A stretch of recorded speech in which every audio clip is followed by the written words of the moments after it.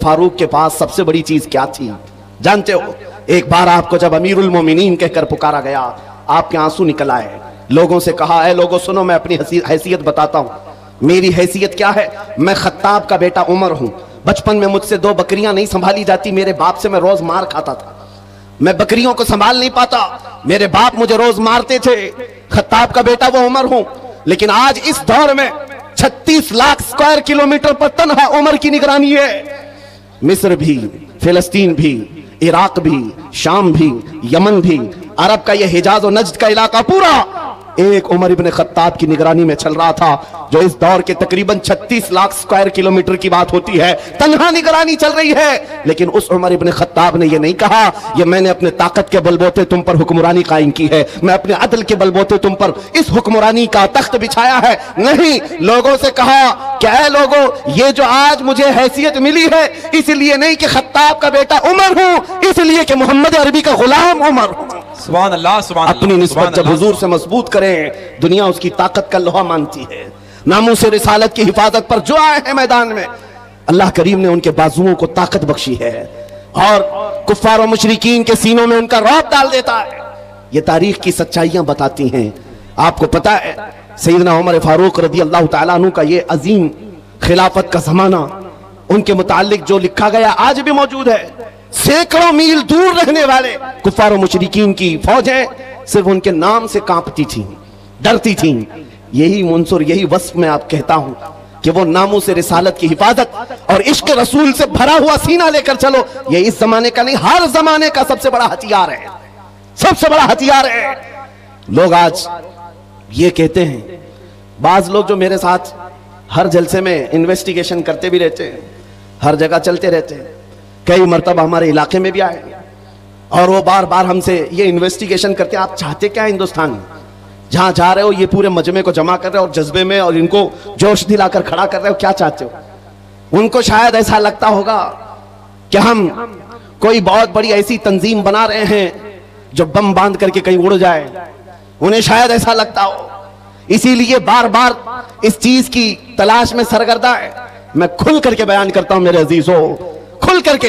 अभी हम अपने मुंबई में एक मरकज बना रहे थे, तो साहब वहां तक पहुंची बातें, कुछ लोग कहने लगे ये कुछ सुरंग बना रहे हैं जिसमें जिहाद सिखाने वाले हैं। छोटा सा एक नामूस रिसालत के तहफ्फुज की खातिर एक मरकज बनाने की बात की तो ऐसी बातें फैलाए। याद रखो, हम सुरंग में नहीं सिखाते, खुले मैदान में सिखाएंगे। और वो भी कोई ऐसी वैसी तरबियत नहीं जिसकी मैं बात कर रहा हूं। हमारा मिशन क्या है मियां? मैं तो अपने नौजवानों से कहता हूं, चाकू छुरी तलवार बंदूक बारूद तो दूर है, तुम ब्लेड लेकर के भी मत चलो, इसलिए कि प्लास्टिक का ब्लेड भी तुम्हारे हाथ में होगा तो कल फ्रंट पेज पे तुम्हारा नाम आतंकवादियों के साथ। ये तो आज का मिजाज है। मैं जिस मिशन की बात कर रहा हूं वो बात इतनी है, छोड़ो ये सारे हथियार, वो हथियार क्यों नहीं अपनाते जो गरीब नवाज हिंदुस्तान आए थे तो लेकर के आए थे। वो सबसे बड़ा हथियार इश्क मुस्तफा की दौलत, हुजूर पाक सल्लल्लाहु ताला अलैहि वसल्लम की मोहब्बत कामिला। मैं जानता हूं जब अपना नौजवान इस दौलत से भरपूर और सरशार हो जाए तो इसका चलना फिरना देखकर ही कई कीड़ों को मौत आ जाए, यूं ही मौत आ जाए।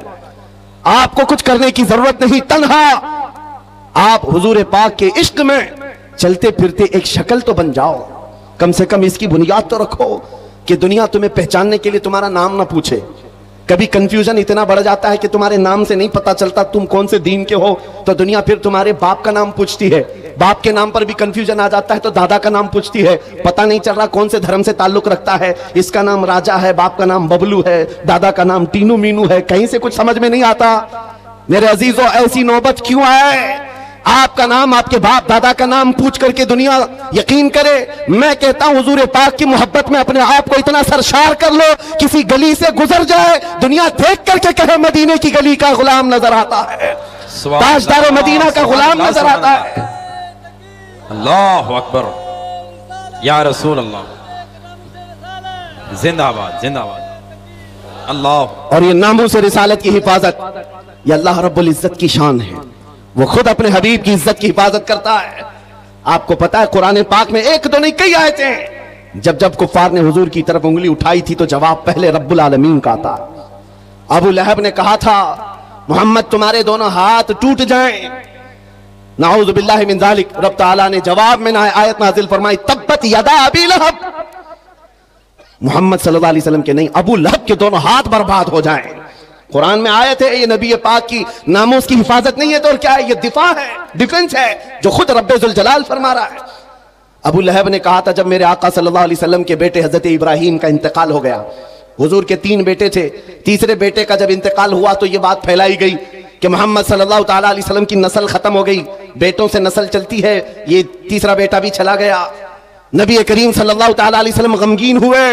रब तबारक व तआला ने पूरी सूरह नाजिल फरमाई, इन्ना अअतैनाकल कौसर फसल्लि लिरब्बिका वन्हर इन्न शानिअका हुवल अबतर। ए महबूब, हमने आपको खैर कसीर अता फरमाया, खड़े हो अपने रब की इबादत करें, कुर्बानी करें। आप कटी हुई नस्ल के नहीं, आपका दुश्मन कटी हुई नस्ल का है। यह रब का फरमान है। अपने नबी के इज्जत के दिफा में अल्लाह रब्बुल इज्जत ने फरमाया, आज ढूंढ करके निकालो अबू लहब का बच्चा कहाँ है, उसकी औलाद कहाँ है, नहीं पाओगे, लेकिन जिस वादी में भी जाओ मेरे नबी के खानदान को जरूर पाओगे। सादात की खुशबुएं हर जगह नजर आएंगी। अल्लाह करीम ने अपने नबी की इज्जत की हिफाजत का कैसा दिफा किया है। तो एक मरतबा आयतें उतरना रुक गई थी, जो वही आती थी चंद दिनों तक वही नहीं आई। मक्का के काफिरों ने यह कहना शुरू किया, वद्दअ रब्बु मुहम्मदिन मुहम्मदा, मोहम्मद के खुदा ने मोहम्मद को छोड़ दिया है। यानी अब आयतें नहीं आती हैं, इसका मजाक करने लगे। नबी करीम सल्लल्लाहु ताला अलैहि वसल्लम के दिल पर यह बात गिरा गुजरी। चंद ही दिन नहीं गुजरे थे कि जिब्राइल अमीन पूरी सूरह लेकर आए, वद्दुहा वल्लैलि वमा सजा मा वद्दअका रब्बुका वमा क़ला। ऐ महबूब, आपको आपके रब ने न छोड़ा है न कम किया है। वलल आखिरतु खैरुल लक मिनल ऊला, बल्कि आपकी हर आने वाली घड़ी पिछली घड़ी से कई दर्जे बेहतर है। सुभान अल्लाह, सुभान अल्लाह। मेरे अजीजों, ये सब आयतें मैं वो आपके सामने कोट करके बता रहा हूं जिसमें रब्बे जुल जलाल ने शान रिसालत बयान किया। अपने नबी की तरफ उठने वाली उंगलियों को रब तबारक व तआला ने तोड़ दिया। जवाब इरशाद फरमाया, आज अगर नामूसे रिसालत की हिफाजत या उसका दिफा कोई करता है तो यह सुन्नत इलाहिया है, यह अल्लाह रब्बुल इज्जत के कानून और उसकी सुन्नत है। आज इस सुन्नत पर अमल करते हुए जो अकाबिरीन उम्मत आए, उनकी मिसालें मैं आपके सामने रखता हूं। लोगों, एक बात याद रखो, हालात जितने भी खराब हो जाएं, अपने नबी की इज्जत की हिफाजत वो जिससे चाहे ले ले, जिससे चाहे ले ले। ये जरूरी नहीं कि वो जमाने का बहुत बड़ा मुत्तकी परहेजगार हो, ये जरूरी नहीं है कि वो बहुत बड़ा फकीह और आलिम दीन हो। मौला करीम अपने नबी की इज्जत की हिफाजत पत्थरों से भी चाहे ले सकता है, कुत्तों से भी ले सकता है। अल्लामा इब्ने हजर अस्कलानी रहमतुल्लाह अलैह लिखते हैं कि ततारियों का जो हमला हुआ था बगदाद में, बगदाद को उन्होंने तबाह कर रखा था। ऐसा तबाह किया था कि पूरे बगदाद की सड़कें और वहां की गलियां मुसलमानों के खून से भरी हुई थी। दरिया दजला के पानी को लाल कर दिया था मुसलमानों के खून से। मुसलमानों की खोपड़ियों से मीनार बना दिए थे। इतने कत्ल जिसका शुमार नहीं होता। जखीरा जो मुसलमानों का था, बड़ी बड़ी किताबों में उसको जलाकर राख कर दिया था। एक वक्त ऐसा आया कि ततारियों का जो हाकिम था, उसने कुछ उलमा को कैद करके, गिरफ्तार करके अपने दरबार में मंगवाया जो मुसलमान बच्चे कच्चे थे। उन उलमा को बेड़ियां बांध करके जमीन पर औंधा लिटाया गया। आप पूछते हैं ना, इन हालात में हमें क्या करना चाहिए? सुनिए मेरे अजीजों, हालात तो ऐसे हो गए थे बगदाद में कोई उनका पुरसाने हाल नहीं। आज लोग ये भी कह रहे हैं कि गज्जा के मुसलमानों का कोई पुरसाने हाल नहीं। क्या होगा, क्या होगा? तवज्जो, उन उलमा को कैद करके, बेड़ियां बांध करके, जंजीरों में बादशाह अपने दरबार में औंधा लिटाया है। और इतने ही पर बस नहीं, एक जर खरीद ईसाई पादरी दरबार में लाया गया है। उसको नजराना सिर्फ इस बात का दिया जा रहा है कि वो रसूलुल्लाह की शान में गालियां दे, हुजूर की शान में गालियां दे, इन मुसलमानों के दिलों को जलाए।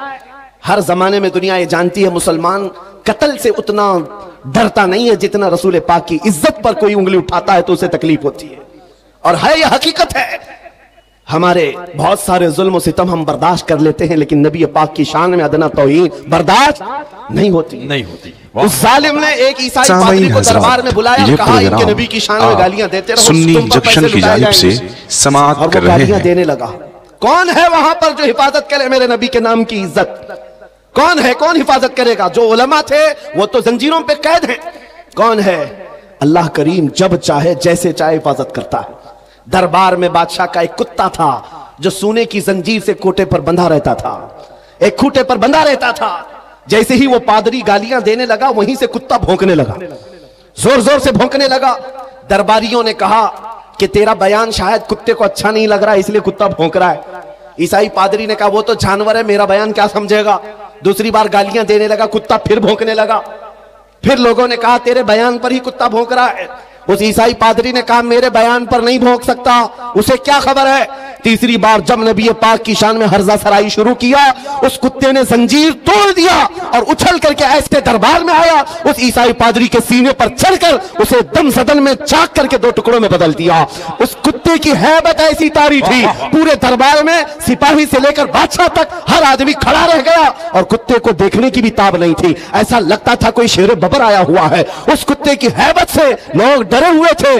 और तारीख में यह लिखा है, जिन्होंने हमारी खोपड़ियों से मीनार बनाया था, जिन्होंने बगदाद को हमारे खून से नहलाया था, उसी ततारियों के दरबार में 1-2 नहीं 10,000 ततारियों ने कलमा पढ़कर इस्लाम कबूल कर लिया। सुभान अल्लाह, सुभान अल्लाह, सुभान अल्लाह, सुभान अल्लाह। जब रब तबारक व तआला नामों से रिसालत की हिफाजत फरमाता है तो वो कुत्तों के जरिए से भी काम लेता है।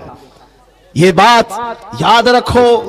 और दुनिया को भी मैं ये बताता हूं, हमें कैद कर देने से या हमें फांसी दे देने से इस्लाम का खात्मा नहीं होगा।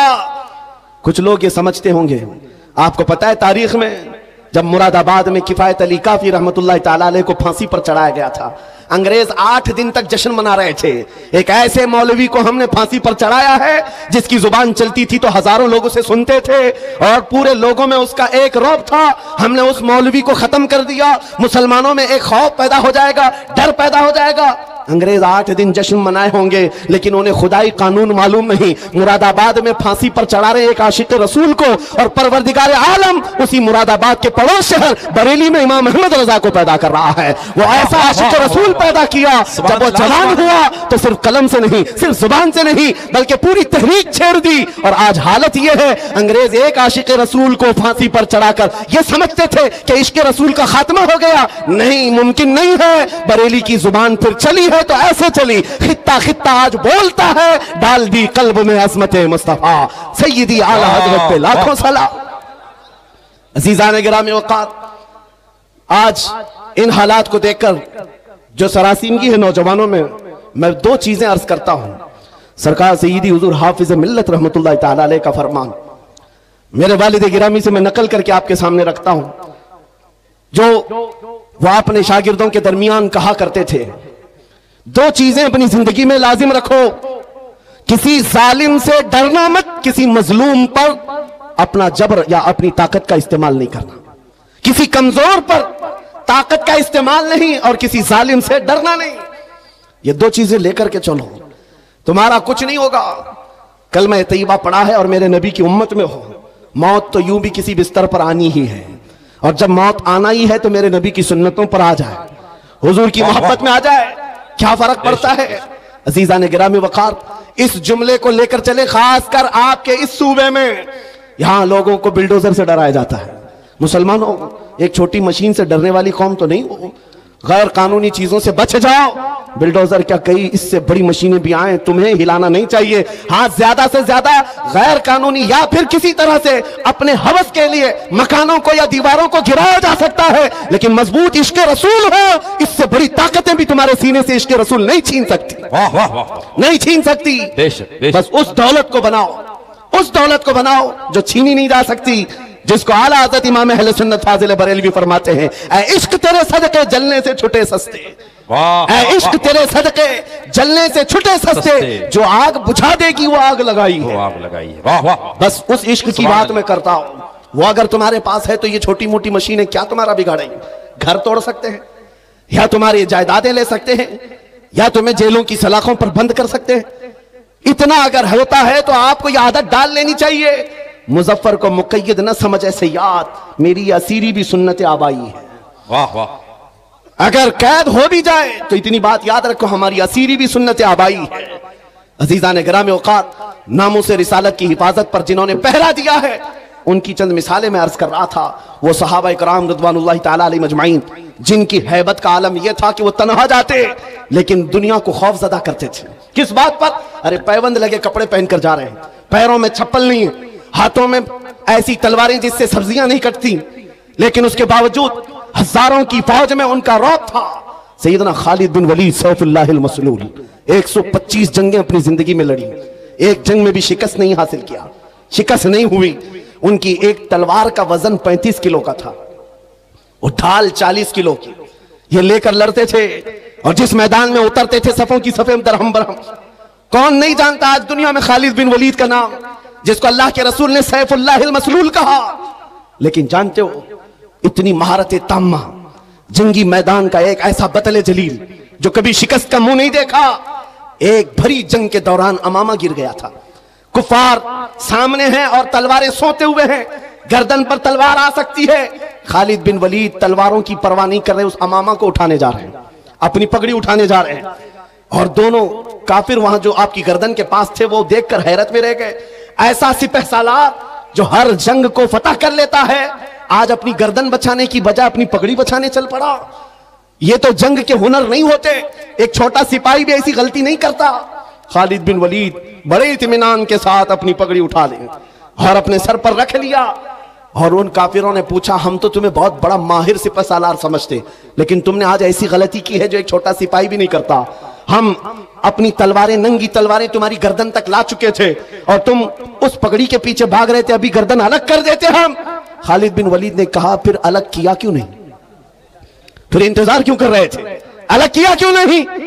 आपने फरमाया, तुम क्या समझते हो खालिद बिन वलीद अपने बाजू की ताकत से ये जीतता है, अपनी कुव्वत के बलबूते जंगों में फतह हासिल करता है? ये बात नहीं, मेरी इस पगड़ी की अहमियत तुम नहीं जानते, इसमें मेरे रसूलुल्लाह के 3 मुँह मुबारक हैं। मेरा ये यकीन है इन मुँह मुबारक की बरकत से अल्लाह मुझे फतह अता करता है। सुभान अल्लाह, सुभान अल्लाह, सुभान अल्लाह, सुभान अल्लाह, अल्लाहु अकबर, या रसूल अल्लाह जिंदाबाद। मेरे अजीजों, एक बात याद रखो, दुनिया में जिसने भी हैबत तारी की है वो इश्क रसूल की दौलत से ही तारी किया है। बेशक, वो खालिद बिन वलीद रज़ी अल्लाह ताला, नबी करीम सल्लल्लाहु ताला अलैहि वसल्लम से कमाल दर्जे की मोहब्बत, हुजूर के आज़ाए मुबारका बाल मुबारक से इस कदर वालिहाना अकीदत, जिसकी वजह से उनका यकीन था कि मुझे जंगों में फतह मिलती है और कुफार के दिलों में हैबत तारी होती है। आपको पता है, तारीख में आप झांक करके देखें, एक ऐसा खलीफा भी गुजरा है जिसका नाम आज भी लोग लेते हैं, बल्कि यूरोप की सरजमीन पर तो अब उस अजीम जर्नेल का दिन मनाया जाने लगा है, वो सलाहुद्दीन अय्यूबी है। जब बैतुल मुक़द्दस की बात आई है तो हर जगह से सलाहुद्दीन का भी नाम आ रहा है, नाम जुड़ा हुआ है।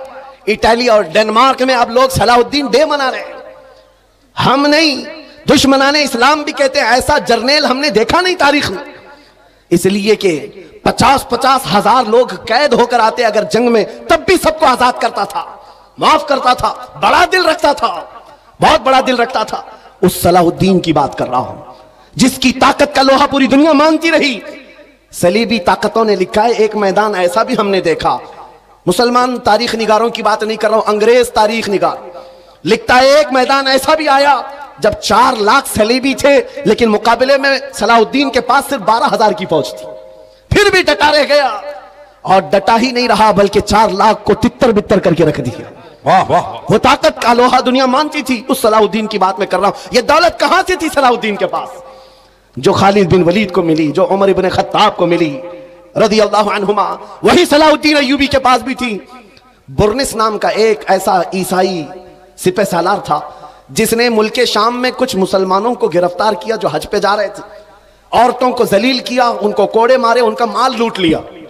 सुनो, जब वो मुसलमान वहां पर किसी के आसरे पर नहीं थे, किसी के सहारे पर नहीं थे, वो बुर्निस उन्हें कोड़े मारता था और कहता था, क्या कहता था, बुलाओ अपने मोहम्मद को, कहां है तुम्हारा मोहम्मद? नाऊज़ु बिल्लाह, हुजूर का नाम लेकर के ताना देता था, तुम बात बात पर मोहम्मद अरबी की बात करते हो, बुलाओ मोहम्मद को, आज मैं तुमको कैद किया हूं, आज मैं मार रहा हूं, कोई तुमको बचा नहीं रहा है। ऐसे जब हालात आ जाएं तो मेरे अजीजों ये मत समझना कि अल्लाह के रसूल की मदद नहीं आती, आती है, इम्तिहानों से गुजारा जाता है। ये वक्त गुजर गया और उन गिरफ्तार मुसलमानों में से कोई एक आकर सलाहुद्दीन के पास ये बात अर्ज किया। बुर्निस नाम का एक ऐसा जर्नेल है ईसाइयों का जिसने मुसलमानों की एक जमात को गिरफ्तार किया और कोड़े मारता था, माल लूटता था और कहता था, बुलाओ मोहम्मद को, कहां है? ये उस जमाने की बात है जब सलाहुद्दीन बहुत बीमार थे, बिस्तर पर लग चुके थे, बीमार थे, सलाहुद्दीन को जैसे ही ये बात पता चली, गरज कर कहने लगे, मैं अपनी पूरी ताकत और कुव्वत जमा करूंगा और उसके बाद उस बुर्निस के पीछा करूंगा। 2-2.5 साल गुजर गए, 2.5 साल गुजर गए, बीमार भी थे और इसी बीमारी में अपने लश्कर भेजते रहे। वो वक्त आ ही गया, बकरे की अम्मा कब तक खैर मनाएगी, एक दिन बकरीद तो आएगी। उस बुर्निस को सलाहुद्दीन की फौज ने गिरफ्तार किया और वो गिरफ्तार होकर जब कैदी बनकर सलाहुद्दीन के पास लाया गया, सलाहुद्दीन अय्यूबी की आंखें शोले बरसा रही थी। अपनी हाथ में तलवार लेकर के आए और पूछा, क्या कहता है बता बुर्निस। बुर्निस कहा, मैं तुम्हारे बारे में जानता हूं, तुम हजारों कैदियों को यूं ही आजाद करते हो। जब जब तुम्हारे पास कैदी आते हैं उनको तुम फिदिया लेकर या छोटी सी बात पर आजाद करते हो। आज भी मैं वही उम्मीद रखता हूं सलाहुद्दीन मुझे आजाद करेगा। सलाहुद्दीन अय्यूबी ने कहा, हरगिज नहीं, तेरा ख्याल बातिल है, तेरा गुमान गलत है। सलाहुद्दीन आजाद तो जरूर करता है लेकिन उसको नहीं जो नामे मुस्तफा पर उंगली उठाता है, जो मेरे नबी को ललकारता है। आज से 2.5 साल पहले तूने मुसलमानों को गिरफ्तार करके कहा था, बुलाओ मोहम्मद को, कहां है ये देख। मोहम्मद अरबी ने तलवार देकर मुझे भेजा है तेरी गर्दन लेने के। वाह वाह, कौन है तो तुझे बचाएगा या रसूल अल्लाह। वाह मेरे अजीजों, सलाहुद्दीन अय्यूबी ने तारीख में की सच्चाइयों में यह वाकया ऐसा रकम किया कि आज हमको ये समझ करके चलना चाहिए, हमारे हर मसले में समझौता किया जा सकता है, हुजूर की इज्जत के मामले में कोई समझौता नहीं किया जा सकता। जो जान मांगो तो जान दे दे, जो माल मांगो तो माल दे दे, मगर ये हमसे कभी ना होगा, नबी का जाहो जलाल दे दे। हाय हाय, क्या बात है, ये नहीं होगा। और दुनिया आज यही समझती है। इनके लिए मैं एक बात कहूंगा, सलाहुद्दीन अय्यूबी ने जिस बुर्निस को इस रुए जमीन से निकाल करके जमीन को पाक किया था, वो हालात आएंगे मेरे अजीजों। फिर अल्लाह करीम किसी मुहाफिज बैतुल मुक़द्दस को भेजेगा। मेरे नबी का फरमान है, ला तज़ालु इसाबतुम मिन उम्मती युक़ातिलूना अला अबवाबि दिमश्क व मा हौलहा व अला अबवाबि बैतिल मुक़द्दस ला यदुर्रुहुम खुज़लानु मन ख़ज़लहुम ज़ाहिरीना अलल हक़्क़ि इला अन तक़ूम अस्साअ। नबी करीम सल्लल्लाहु अलैहि वसल्लम फरमाते हैं, मेरी उम्मत में एक जमात ऐसी होगी जो दिमश्क के दरवाजों पर और बैतुल मुक़द्दस के इर्द गिर्द हमेशा लड़ती रहेगी हक के लिए, और किसी के बुरा चाहने से उनका कुछ बुरा नहीं होगा। क़यामत आने तक वो हक के लिए लड़ते रहेंगे। सुभान अल्लाह, ये मेरे नबी का फरमान है और वो अहले हक रहेंगे हर जमाने में। आज यहां पर भी हम देख रहे हैं बहुत सारे कुत्ते अब गलियों में आ गए भौंकने के लिए, हालात देख देख करके। और जिस भी मीडिया, दज्जाली मीडिया को खोलो, शुरू हो गया इन हालात को बयान कर करके। देखो यहां पर इनको कैसे मारा जा रहा है, कैसे काटा जा रहा है, कैसे इनके चीतड़े उड़ाए जा रहे हैं। शर्म करो जालिमों, 6 महीने के बच्चों को भी आतंकवादी कहते हो। हजारों बच्चों का खून हो गया, फिर भी ये दुगली दुनिया ऐसी है जो रशिया को आतंकवाद नहीं कह सकती, जिसने यूक्रेन को राख में बदल कर रख दिया है। वहां कोई नहीं कहता इसलिए कि इनका दादा है, और यहां पर छोटी सी एक जमात के पीछे पड़े हुए हैं। मैं आपसे एक बात कहना चाहूंगा, वो वक्त आएगा मेरे अजीजों, ये हालात जो आज पैदा हो रहे हैं, कुरान में रब तबारक व तआला फरमाता है, हम हसिबतुम अन तदखुलुल जन्नह वलम्मा यातिकुम मसलुल लज़ीना खलौ मिन क़ब्लिकुम मस्सतहुमुल बअसाउ वद्दर्राउ वज़ुलज़िलू हत्ता यक़ूल अर्रसूलु वल्लज़ीना आमनू मअहु मता नस्रुल्लाह अला इन्न नस्रल्लाहि क़रीब। रब फरमाता है, लोग क्या ये समझते हैं ये यूं ही जन्नत में दाखिल हो जाएंगे, या ऐसे ही जन्नत में चले जाएंगे, और इनको वैसे नहीं आजमाया जाएगा जैसे पिछलों को आजमाया गया था। क्या उनको सख्त तकलीफें आई, पिछले दौर के उन जियालों को आजमाया गया, सख्त तकलीफें आई, उनको हिला दिया गया था। वो जुल्जिलू, यहां तक के रसूल ने भी और उनके साथ वाले ईमान वालों ने कहा, अल्लाह की मदद कब आएगी? मौला फरमाता, आगाह हो जाओ, अल्लाह की मदद बहुत करीब है, अल्लाह की मदद बहुत करीब है। ये हालात आ जाने के बाद भौंकने वाले भौंकते रहेंगे, लेकिन तुम्हारे दिलों में नर्वसपन ना आए, डर और नाउमीदी ना आए। वो अल्लाह जो अबाबीलों को भेजा, वो रब्बुल जलाल जो बद्र में अपने नबी के चाहने वालों को 5000 फरिश्तों से मदद किया, वो रब्बुल जलाल जिसने यूनुस अलैहिस्सलाम को मछली के पेट से जिंदा बाहर निकाला, वो रब्बुल जलाल जिसने तपती हुई आग से इब्राहिम अलैहिस्सलाम को सलामत निकाला, वो रब्बुल जलाल जो तेज और तर्रार छुरी के नीचे इस्माइल अलैहिस्सलाम के गले की हिफाजत की, वो कल भी था, आज भी है और हमेशा रहेगा। वो हय्य कय्यूम है, उसकी जात पर तवक्कुल रखो, यकीन रखो, मदद आएगी। न घबराओ मुसलमानों, अभी खुदा की शान बाकी है, अभी इस्लाम गुलाम, जिंदा है कुरान बाकी है। ये जालिम काफिर क्या समझते हैं जो रोज हमसे उलझते हैं, ये जालिम काफिर क्या समझते हैं जो रोज हमसे उलझते हैं। अरे अभी करबला का आखिरी मैदान बाकी है। वाह वाह वाह वाह, सुभान अल्लाह सुभान अल्लाह, या रसूल अल्लाह, माशाअल्लाह, या रसूल अल्लाह, या अली, वाह वाह। मेरे अजीजों, नामों से रिसालत की हिफाजत करना हो तो डर और खौफ सीने से निकाल दो। मौत तो किसी जगह आनी है। इश्क अगर जुर्म हो तो फांसी की सजा दी जाए। आशिक रसूल कहता है इश्क अगर जुर्म है तो फांसी की सजा दी जाए, दरे महबूब पे लेकिन ये सजा दी जाए। क्या बात है, क्या बात है। हमारी तमन्नाएं यही हैं। हुजूर से मोहब्बत करना अगर जुर्म है तो ये जुर्म बार बार करेंगे। हुजूर पाक सल्लल्लाहु अलैहि वसल्लम की सुन्नतों पर चलना। आपसे मैं एक सवाल करता हूं, नामूसे रिसालत की हिफाजत कैसे करेंगे? ये जुबान से, इन नारों से, इन मजमों से? आपसे मैं पूछता हूं, अगर दुनिया तुम्हें रसूलुल्लाह का गुलाम कहकर पुकारे तो तुम्हें कोई एतराज है? बुरा लगेगा? ये प्रोग्राम बल्कि मैं तो समझता हूं अगर सुन्नी जंक्शन की जानिब से समाप्त कर रहे हैं। वाह वाह वाह, सके तैबा सब कह के पुकारे बेदम, यही रखियो मेरी पहचान मदीने वाले। सुभान अल्लाह। बेदम वारसी तो कहते हैं ऐ अल्लाह के नबी, दुनिया मुझे तैबा का कुत्ता कहकर पुकारे, बस मेरी इतनी पहचान बना दो, मेरी इतनी पहचान बना दो। आज उस मुजद्दिद आजम का जिक्र जो हर मजमे में होता है, जिसको अल्लाह ने 55 से ज्यादा उलूम फनून पर महारत ताम्मा दी थी, वो बरेली का इमाम जिसने 1000 से ज्यादा किताबें लिखी, फतावा रज़विया और कंजुल ईमान जैसे ऐसे जखीरे दिए हैं सुन्नियत को, जिसके इल्म का कोहे हिमालय इतना ऊंचा कि देखते हुए लोगों की टोपियां गिर जाएं। लेकिन उस बरेली के इमाम ने जब अपना इंट्रोडक्शन कराया था, अपना तारुफ कराया था, तो ये नहीं कहा था मैं नकी अली खां का बेटा हूं, मैं रजा अली खां का पोता हूं, मैं बरेली का बड़ा जमींदार हूं, मैं बड़ा आलिम फकीह हूं, मैं बहुत बड़ा मुफक्किर इस्लाम हूं। नहीं, अपना तारुफ कराया तो यूं कराया, उस गली का गधा हूं मैं जिसमें मांगते ताजदार फिरते हैं। सुभान अल्लाह सुभान अल्लाह सुभान अल्लाह सुभान अल्लाह सुभान अल्लाह सुभान अल्लाह, या रसूल अल्लाह, वाह भाई, जिंदाबाद जिंदाबाद जिंदाबाद जिंदाबाद। आपसे मैं यही बात तो पूछ रहा हूं, इतनी बड़ी अबकरी शख्सियतें नबी पाक की गुलामी पर फख्र करती हैं। ऐ नौजवानों, क्या तुम्हें कोई आपत्ति है, कोई एतराज है अगर दुनिया तुम्हें नबी का गुलाम कहे? नहीं एतराज है तो पूरे के पूरे गुलाम बनते क्यों नहीं? फिर क्यों नहीं बनते? तुम्हें दाढ़ियां रखने में शर्म आती है और फिर कहते हो गुलाम कहे तो बुरा नहीं लगता। तुम्हें टोपियों से शर्म आती है, बार बार इन दाढ़ियों को निकाल कर फेंकते हो सेकुलर बनने के चक्कर में, कॉमन आदमी बनने के चक्कर में, कि दुनिया कभी हमको मुल्ला मौलवी ना कहे और आतंकवादी ना कहे।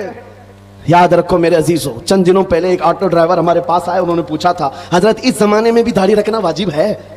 इस जमाने में भी हालात बहुत खराब हो चुके हैं, कुछ मसलहत के साथ कुछ नहीं किया जा सकता? मैंने कहा इस जमाने में यह वाजिब और बढ़ गया है, ये वाजिब बढ़ गया है, इसलिए कि जिसे तलवार नहीं चुभती उसे दाढ़ी चुभती है आज। लेकिन हम चुबाने के लिए नहीं रखते। मैंने उनसे कहा साहब आपको तकलीफ किस बात की है? उस दुनिया में जी रहे हो जहां लोगों को चोटी रखने में शर्म नहीं आती, तुम्हें दाढ़ी रखने में क्यों शर्म आए? लोगों को बालियां पहनने में, चूड़ियां पहनने में शर्म नहीं आती मर्दों को, और तुम्हें नबी पाक की सुन्नतों पर क्यों शर्म आए? क्यों गुलामी पर एतराज है तुम्हें?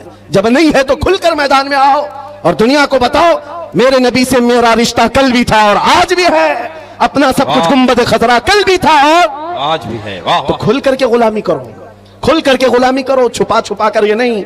आपसे पूछता हूं, तुम्हारा दीन सच्चा है या नहीं? यकीन के साथ कह रहे हो? तुम्हारा खुदा सच्चा है, तुम्हारा नबी सच्चा है, अल्लाह की किताब कुरान सच्ची है? जब तुम्हारा यकीन है खुदा भी सच्चा, रसूल भी सच्चा, दीन भी सच्चा, किताब भी सच्ची, जिसका सब सच्चा, उसे इस तरह डर कर जीना जेब नहीं देता। सर उठा कर जियो और दुनिया को बताओ मेरा ताल्लुक किसी मुजरिम कौम से नहीं, मेरा ताल्लुक उस हबीबे कायनात से है जिसका चलना फिरना देखकर चांद और सूरज भी रश्क किया करे, जो महबूबे खुदा है। मेरे अजीजों, बात सिर्फ इतनी है, हमने अपने हाथों खुद अपनी तबाही की। शायर ने बहुत पहले कहा था, दीवार क्या गिरी मेरे खस्ता मकान की, लोगों ने आने जाने का रास्ता बना लिया। क्या बात, लोगों ने आने जाने का रास्ता बना लिया। गली में देखो कोई घर गिर जाए तो लोग इधर से उधर जाने के लिए वही घर इस्तेमाल करते हैं, दीवारें गिर जाएं तो रास्ता बन जाती है। हमने अपनी इत्तेहाद को और अपने अखलाक को अपने हाथों तोड़ दिया। आज दुनिया हमारे साथ फुटबॉल खेल रही है, इधर से उधर, उधर से इधर। जिस दिन तुम मजबूत हो जाते तो उस इकबाल के शेर को याद करो, बहुत सच्ची बात कही थी शायर मशरिक ने। उनके जो हम गुलाम थे खल्क के पेशवा रहे, उनके जो हम गुलाम थे खल्क के पेशवा रहे, उनसे फिरे जहां फिरा फिर आई कमी वकार में। हमारी इज्जतों में कमी आई है तो उस डोर के टूटने से या कमजोर होने से, जो डोर हमारी मदीने तक चली जाती थी।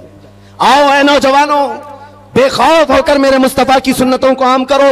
नामों से रिसालत की हिफाजत जुबान से नहीं अमल से होती है, अमल से होती है। मेरे आका ने फरमाया, मन तमस्सक बिसुन्नती इंद फसाद उम्मती फलहु अजरु मिअति शहीदिन। हुजूर ने फरमाया, ऐसा जमाना जब आ जाए कि उम्मत में फसाद हो या बुरा जमाना आ जाए, उस वक्त जब रसूलुल्लाह की सुन्नतों को खत्म किया जा रहा हो, तुम में से कोई एक जियाला मर्द उठे और हुजूर की एक सुन्नत को जिंदा करे, अल्लाह उसे 100 शहीदों का सवाब अता करता है। नामों से रिसालत की हिफाजत की जिम्मेदारी है नौजवानों तुम्हारे कंधों पर है, सिर्फ स्टेज पर बैठे हुए उलमा पर नहीं। तुम क्या समझते हो माइक से बोल करके हुजूर की इज्जत की हिफाजत की जाएगी? नहीं, तुम हर जगह हर गली में जब भी निकलते हो नारे लगाते हो, इस्लाम जिंदाबाद, इस्लाम जिंदाबाद। इतने नारे लगते हैं तुम्हारी जुबानों से, लेकिन दिल से पूछो इस इस्लाम जिंदाबाद के नारे को तुम कितना स्वीकार करते हो अपने घर में? तुम अपनी बीवियों पर इस्लाम क्यों नहीं पसंद करते? तुम अपनी बेटियों पर, अपने बेटों पर इस्लाम क्यों नहीं पसंद करते?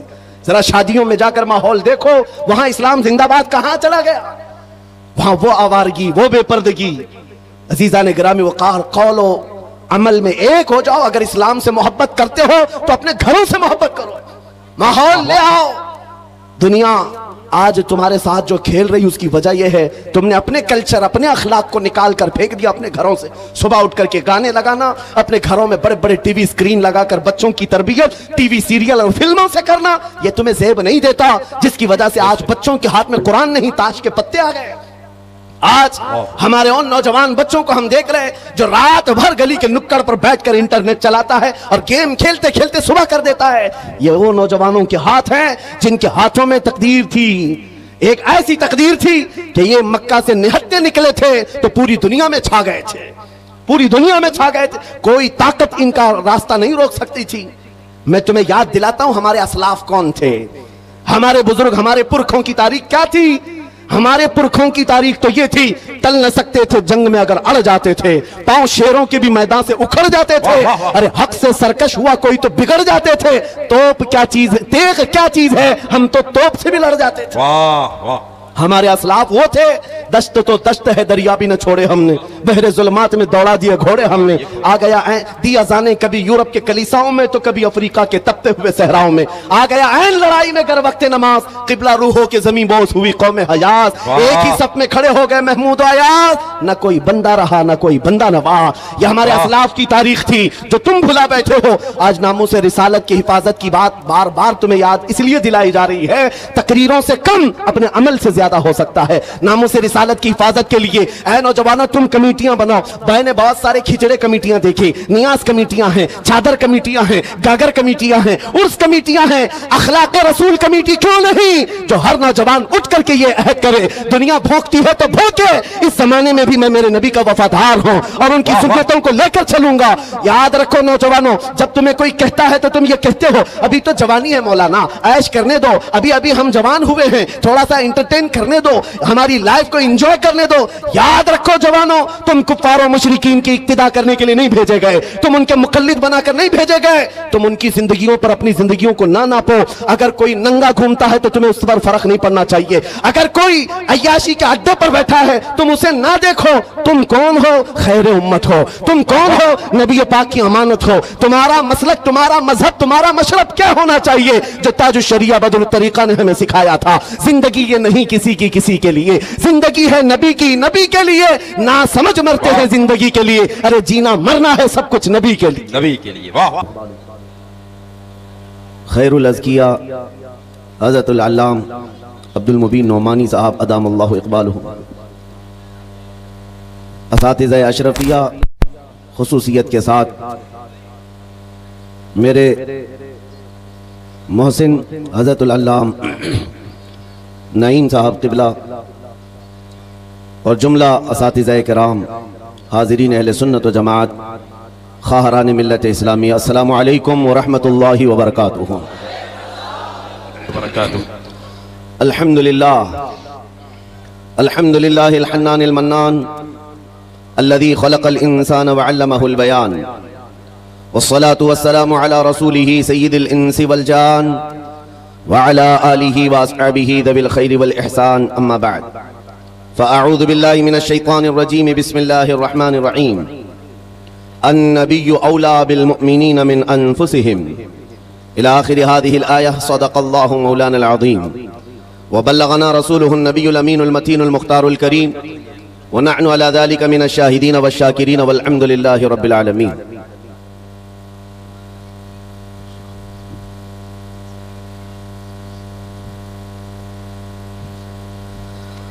बारगाह रिसालत मुआब सल्लल्लाहु तआला अलैहि वसल्लम में एक बार दुरूद पाक का हदिया पेश करें।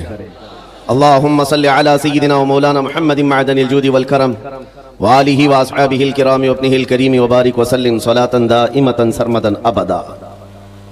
मेरे अजीजों, आज मेरी ये इतनी बड़ी सआदत है जिसको बयान नहीं कर सकता। उस दयारे इल्म व फन में मैं आपके सामने खड़ा हूं जहां से मैंने अपनी आंखें खोली हैं, जिस मुबारकपुर ने मुझे जुबान अता की है। सुभान अल्लाह, सुभान अल्लाह। और आज आपके दरमियान अजिल्ला उलमा के सामने खड़े होकर शर्फ़े खिताबत हासिल करने की कोशिश कर रहा हूं। ये सब जो आज आप देख रहे हैं, बात सिर्फ इतनी है, मैं इस करम के कहां था काबिल हुजूर की बंदा परवरी है। ये सब तुम्हारा करम है, आका के बात अब तक बनी हुई है। सुभान अल्लाह, सुभान अल्लाह, सुभान अल्लाह, सुभान अल्लाह। या रसूल अल्लाह, तेरे इश्क की बदौलत मुझे जिंदगी मिली है। वाह वाह। तेरे इश्क की बदौलत मुझे जिंदगी मिली है। मेरी बात बन गई है तेरी बात करते करते। मेरी बात बन गई है तेरी बात करते करते। है जो जिंदगानी बाकी ये इरादा कर लिया है, तेरे मुनकिरों से आका मैं मरूंगा लड़ते लड़ते। वाह वाह, सुभान अल्लाह। तेरे मुनकिरों से आका मैं मरूंगा लड़ते लड़ते। अज़ीज़ान गिराम वक़ार, अहले मुबारकपुर को किसी चीज तफसील के साथ समझाने की चंदा जरूरत नहीं। इशारात और किनायात बहुत खूब जानने वाली ये कौम है। ये वो मुबारकपुर है जिसने दुनिया सुन्नियत की तकदीर बदल कर रख दी है। सुभान अल्लाह। हिंदुस्तान के दुनिया सुन्नियत में आज जो इल्म अमल का आबशार नजर आता है वह मुबारकपुर की देन है। अल जामिअतुल अशरफिया का दुनिया सुन्नियत पर इस कदर एहसान है कि आप यहां से चल करके जरा दुनिया देखें तो आपको पता चलेगा जो अब्र यहां से उठा है वो सारे जहां में बरसा है। सुभान अल्लाह, सुभान अल्लाह। मेरे अजीजों, आज मुबारकपुर की सरजमीन पर तहफ़्फ़ुज़ नामूस रिसालत कॉन्फ्रेंस का इनेकाद। मैं आपको ये बात बता दूं, सिर्फ जलसे से हम इस चीज की बेदारी नहीं ला रहे हैं।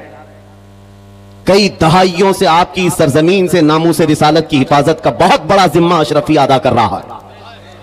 वाह वाह। अल जामिअतुल अशरफिया नामूस रिसालत की हिफाजत का एक बहुत बड़ा जिम्मा लिए चल रहा है। यहां से निकलने वाला हर आलिम दीन नबी करीम सल्लल्लाहु तआला अलैहि वसल्लम के नामूस की हिफाजत ही तो कर रहा है। बेशक, बेशक। चाहे वो इंग्लैंड की सरजमीन पर हो कि अमेरिका की सरजमीन पर हो, वाह वाह। चाहे वो अफ्रीका में हो कि बरतानिया में हो या हिंदुस्तान के किसी भी खित्ते में हो, ये जामिया अशरफिया से निकलने वाला मिसबाही चिराग इल्म दीन लेकर लोगों के दिलों को इश्क रसूल से भर रहा है और नामूस रिसालत की हिफाजत सिखा रहा है। आज मुझे ये बात कहने में जरा बराबर भी आर नहीं है। मैं उस मिंबर पर खड़ा हूं जहां मेरा उस्ताद ही नहीं, उस्ताद का उस्ताद भी बैठा हुआ है। सुभान अल्लाह, सुभान अल्लाह। मेरे अजीजों, ये इन बुजुर्गों की खुशाचीनी की और इनके कफश बरदारी की अल्लाह तबारक व तआला ने जो इनाम के तौर में किस्मत अता की है, जो आपके सामने है। मैं चंद बातें अर्ज करना चाहूंगा। नामूस रिसालत क्या चीज है, शायद ये आज के दौर में समझ आ जाए। तो मेरे अजीजों, सारे मसाइल का हल हमारा इसी बात पे है। सारे मसाइल का हल इसी बात पर है। हम बहुत सालों से तकरीर कर रहे हैं और देखते हैं जहां जाते हैं लोग हमसे यही कहते हैं, यहाँ नशा आम है, नशा पर कुछ बोल दें। यहाँ बेपर्दगी है, बेपर्दगी के मुतालिक कुछ बता दें। जिहालत बहुत ज्यादा है, यहाँ इस पर भी बोल दें। यहाँ पर बदमाशी बहुत ज्यादा है, लोगों के नौजवानों की अय्याशियां ज्यादा हैं, इस पर बोल दें। हजारों मसाइल हैं हमारी उम्मत के, किन किन बातों पर गुफ्तगू की जाए और किस किस उन्वान पर खिताब किया जाए। मैंने बहुत करीब से देखा, शराब पर बोलो, नशा पर बोलो, बेपर्दगी पर बोलो, जिहालत के मुतालिक बोलो, ये इतने मसाइल हैं कि इनका शुमार मुमकिन नहीं है। हर एक मसला अपने अंदर एक बहुत बड़ी अहमियत रखता है जो उम्मत के बिगाड़ का सबब बनता है। फिर हमने वही बात करनी शुरू की जो 100 साल पहले इकबाल ने कहा था, इस उम्मत की तरक्की का राज एक ही है, इस उम्मत के तमाम मसाइल का हल एक ही है, सबब कुछ और है जिसे तू खुद समझता है, सवाल बंदे मोमिन का बेजरी से नहीं। इकबाल ने कहा था, वही बात मैं आज आपको दोहरा रहा हूं। हमारी तरक्की का राज सिर्फ एक ही है जो इकबाल ने 10 साल यूरोप की जमीन खाक छान करके वापस आकर के अपनी कौम को बताया था। यूरोप तो तरक्की कर रहा है साइंस पर, यूरोप तो तरक्की कर रहा है मैथमेटिक्स पर, यूरोप तो तरक्की कर रहा है फिजिक्स पर, अलजिब्रा पर, न जाने कितने उलूम फनून पर, लेकिन मैंने जो 10 सालों की जिंदगी में देखा, हमारी कौम की इज्जत और उनका इर्तिका, उनकी तरक्की का राज न ये सारे मैदानों में है, न ही ये साइंस मैथमेटिक्स फिजिक्स अलजिब्रा में है, बल्कि इस उम्मत का राज सिर्फ इतना है कि मोहम्मद से वफा तूने तो हम तेरे हैं, कि मोहम्मद से वफा तूने तो हम तेरे हैं, ये जहां चीज है क्या लाहो कलम तेरे हो, कलम तेरे हैं। वाह वाह, अल्लाह अकबर। पूरा मजमा जवाब दे, हाथ उठा के। मेरे अजीजों, यही वो उन्सुर है, यही वो राज है जिसको लेकर अकाबिर बने हैं। नबी करीम सल्लल्लाहु ताला अलैहि वसल्लम का कमाल दर्जे से इश्क करना हुजूर के साथ एक ऐसा उन्सुर है, ये एक ऐसा वस्फ है जो इंसान को औजे सुरैया पर पहुंचाता है। मैं एक बात अक्सर कहा करता हूं मेरे अपने बयानों में कि एक फार्मूला सुन करके चलो मुबारकपुर वालों, उनकी बात करो हर दिल पे राज करो। हाय हाय हाय, वाह वाह वाह। हुजूर पाक की बात करो हर दिल पे राज करो, ये हमने देखा है। क्या बात। कौम में जो जिंदा है आज भी नाम वो हुजूर पाक के नाम की बरकत से जिंदा है। सुभान अल्लाह। इकबाल ने कहा था, शायर मशरिक ने, आबरूए मां जना में मुस्तफास्त, हम सबकी इज्जत और आबरू मुस्तफा के नाम से वाबस्ता है। क्या बात है, वाह वाह। हरचे दरी दुनिया बादे मुस्तफास्त, जो कुछ भी इस दुनिया में है वो मुस्तफा के बाद है, मुस्तफा के बाद है। वाह वाह। जो रसूल करीम सल्लल्लाहु ताला अलैहि वसल्लम के नामूस की हिफाजत पर और उनके इश्क पर आगे बढ़कर चलते रहे, वो इतनी बड़ी ताकत के मालिक हो गए, मैं आपको क्या बताऊं। आज दुनिया जिस चीज से खौफजदा है, आज हम टूटे बिखरे हुए लोगों से दुनिया जो डरती है, वो इसलिए नहीं कि हमारी दाढ़ियां, हमारी टोपियां, हमारे जुब्बे उनको डराते हैं, बल्कि इस जालिम दुनिया को जो सबसे ज्यादा खौफ लगता है वो तुम्हारे सीनों में छुपे हुए इश्क रसूल की दौलत से है। इसी को इकबाल ने कहा था, ये फाका कश मौत से डरता नहीं जरा। अंग्रेज 100 साल पहले ये कह रहे थे, अंग्रेज ये कहते थे, ये फाका कश मौत से डरता नहीं जरा, भूखा रहता है, प्यासा रहता है, लेकिन मौत से नहीं डरता है। ये कैसा मुसलमान है। लेकिन इसको जो मौत से बेखौफ करती है वो चीज है क्या? अंग्रेज कहता है, रूहे मोहम्मदी इसके बदन से निकाल दो, रूहे मोहम्मदी इसके बदन से निकाल दो। पूरी दुनिया की पावरफुल ताकतें भी ये जानती हैं कि रूहे मोहम्मदी, इश्क मोहम्मदी, ये दौलत ऐसी है जो इंसान को बेखौफ करती है, उसे आजाद करती है, हर डर से आजाद करती है। इसीलिए बरेली के इमाम ने हमें पुकार कर कहा था, खौफ ना रख रजा जरा, तू तो है अब्दे मुस्तफा। खौफ ना रख रजा जरा, तू तो है अब्दे मुस्तफा, तेरे लिए अमान है, तेरे लिए अमान है। अजीजा ने गिरामी वकार, आज जो हालात चल रहे हैं इस एतबार से एक डर का माहौल, खौफ का माहौल, एक ऐसी सरासीनगी है जिसको हम महसूस कर रहे हैं। लोग आज हर चौक पर, हर कट्टे पर ये गुफ्तगू करते हुए नजर आ रहे हैं, हालात बड़े खराब हो गए, जहर फैल गया है, लोगों के अंदर ताज्जुब बहुत बढ़ गया है और हालात इतने खराब हैं, हम माइनॉरिटी में हम क्या कर लें। एक बात याद रखो, सतीजा कार रहा है अजल से ता इमरोज, शरार अबू लहबी से चराग मुस्तफवी।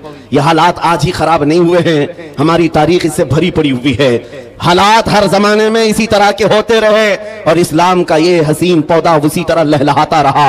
आज के हालात भी निकल पड़ेंगे, इसी तरह चले जाएंगे।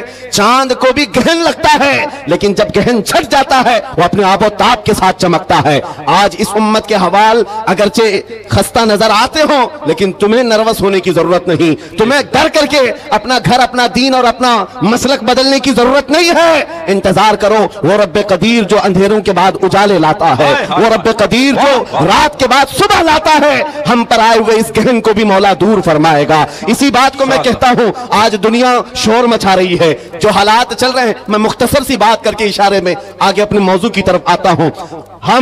मैं आपके सामने एक आयत पढ़ता हूं, 3-4 दिन पहले की बात है। इस आयत को पढ़ा तो एक मैसेज मुझे आया, कहा मौलाना स्टेज पर बैठ करके चिल्लाने से कुछ होता नहीं। कुरान की आयत है, हुवल्लज़ी अरसल रसूलहु बिल हुदा व दीनिल हक़ लियुज़हिरहु अला दीन कुल्ली। वो अल्लाह है जिसने अपने रसूल को हिदायत के साथ और दीन हक के साथ भेजा। किस लिए भेजा? इसलिए कि पूरी दुनिया पर यह दीन गालिब आए। वो रसूल इस दीन को गालिब करेगा और ये दीन इस्लाम पूरी दुनिया में गालिब आकर रहेगा। जब हम बात कर रहे हैं इस जमाने में मेरा दीन गालिब आएगा, लोग मजाक उड़ाते हैं, कहते हैं हालात जरा बाहर निकल करके देखो, तुम्हारे छींतरे उड़ रहे हैं और तुम कह रहे हो कि दीन गालिब आएगा। सीरिया की ईंट से ईंट बजा दी, इराक के मैदानों को कब्रिस्तानों में बदल दिया गया, यमन की पूरे घर तहस नहस हैं, गज्जा की उस सरजमीन पर छोटे छोटे से बच्चों के टुकड़े उड़ा दिए जाते हैं। फिर भी मौलाना स्टेज पर बैठ कर कह रहा हो मेरा दीन गालिब आएगा। लोगों कान खोलकर सुन लो, इससे बुरे हालात भी हो जाएं तब भी मैं कहूंगा मेरा दीन गालिब आएगा। इसलिए नहीं कि ये मेरे पेट की बात है, बल्कि कायनात के खालिक की बात है। सुभान अल्लाह, सुभान अल्लाह। रब्बुल जलाल ने फरमाया और ये होकर रहेगा, दीन गालिब आएगा। इन हालात में लोग ये कहते हैं जब हर तरफ से हम ही मारे जा रहे हैं, हमारे ही टुकड़े हो रहे हैं, सारे जुल्मों का निशाना हम ही है, पूरी दुनिया ने हमको टारगेट नंबर 1 पर रखा हुआ है। इस दौर में आप ऐसी बातें कैसे कर सकते हैं? मेरे अजीजों, आपको मैं इसी डर से निकालना चाहता हूं, इसी खौफ से निकालना चाहता हूं। आपको पता है हम नए अंदाज के ये सारे हालात देखने वाली कौम से ताल्लुक नहीं रखते, हम तो उस कौम से ताल्लुक रखते हैं जहां 14 सदियों से हमारे बड़ों ने हमें करबला की दास्तानें सुनाई। क्या बात है, क्या बात है। हर जमाने में उलमा ने, हमारे माँ बाप ने करबला हमें सुनाया है। करबला सिर्फ मातम करने के लिए नहीं सुनाया जाता, सीना ठोक करके, सीना पीट करके रोने धोने के लिए नहीं सुनाया जाता। करबला हर साल इसीलिए सुनाया जाता है, ऐ उम्मत मुस्लिमा याद रखो, इस्लाम में कभी भी तादाद नहीं देखी जाएगी, जहां अहले हक होंगे अल्लाह की मदद होगी। करबला में अगरचे अहले बैत रसूलुल्लाह के घर के नौजवानों के टुकड़े हो गए थे, लेकिन पूरी दुनिया जानती है जीत उन्हीं की थी, जीत उन्हीं की थी। इसी तरह आज मैं कहता हूं, गज्जा को अगर जालिम जबरूती ताकतें मिलकर के तहस नहस कर डालें, उन 20 लाख मुसलमानों को मारकर खत्म करके सहरा भी बना दें, तब भी हम कहेंगे कि गज्जा के अहले हक ही जीत पाए हुए हैं, फतह उन्हीं की है। इसलिए कि ये हालात गुजर जाएंगे, फिर ऐ कुत्तों थोड़ी देर का इंतजार करो, कुछ देर की खामोशी है, फिर शोर आएगा। आज कुत्तों का वक्त है, कल हमारा दौर आएगा।